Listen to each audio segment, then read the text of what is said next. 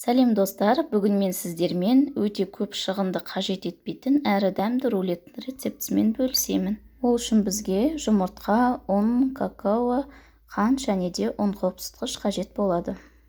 Алдымен құрғақ ыдысымызға 4 жұмыртқаны, оның үстіне қантты салып, жақсылап әппақ көбік болғанша миксерлейміз. Содан кейін үстіне ұнымызды саламыз, какао және де ұн қопсытқышымызды салып, жақсылап миксерлейміз.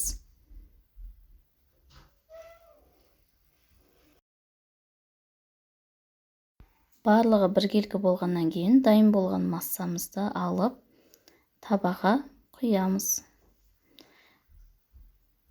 180 градус қызып тұрған пеште 15 минут шамасында пісіріп аламыз.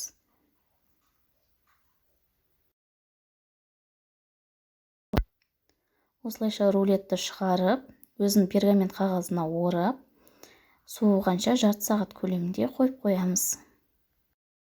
Салмасын дайындау үшін творог, сметана және де қантты салып, жақсылап біркелкі болғанша араластырамыз.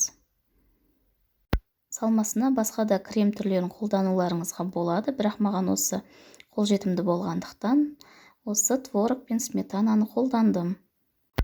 Енді суыған бисквитімізге жаңағы творог пен сметанамызды жақсылап жағып шығамыз. Содан кейін мен құлпынай салдым. Сіздер банан, кез келген жеміс-жидектің түрін салуларыңызға болады.